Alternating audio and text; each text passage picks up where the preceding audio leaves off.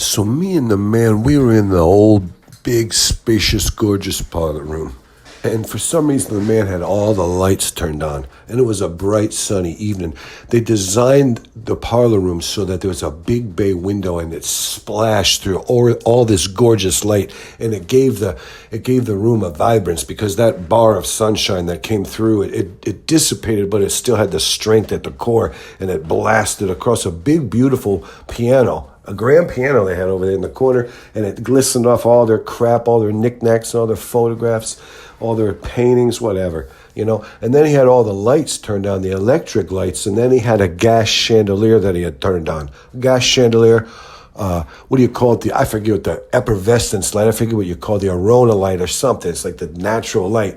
And then you have the electric light, gas, electric, natural. It's beautiful. The whole parlor room was lit up like you can't believe. We never even turned on the RCA. The man was like his head was on a swivel. He was so inebriated. He must have got back into the bourbon because I think he was getting off the bourbon for a while, just drinking light beer. But the way he's looking now with the head on the swivel.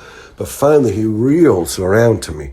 And he says, I'm going to tell you something, dog. You want to talk about my father? I said, talk about your father? What are you, wasted? Are you out of your mind? What are you, a moron? Talking about your father. It's the first words out of your mouth. No one's talked about nothing, let alone your father, let alone I never said jack shit. What are you, stupid? And he said, oh, excuse me, I was managing the first part of this conversation, but all right, so let me refresh. So anyways, my dad, let me tell you something about my dad. The man says, my dad was big before he was big. He was big. My dad was big. He was making moves before he was big. And then, of course, we're sitting in the manor house. Actually, his dad built the manor house, but whatever. My dad inherited it, and my dad, whatever. I don't even want to talk about it. I'm just telling you, my dad was big. My dad knew everything about everything before. He was financial guru before he had no money. My dad was big before he was big, and he was making the right moves, and when he got big, he was like smooth sailing. He was right in the groove, you know what I mean?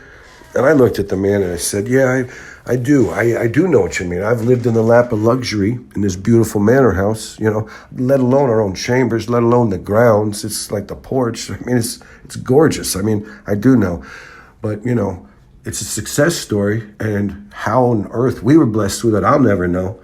And at that point, the man had already zonked out. He had no retort. He had no reply because he was already unconscious. He was in a state of comatosity.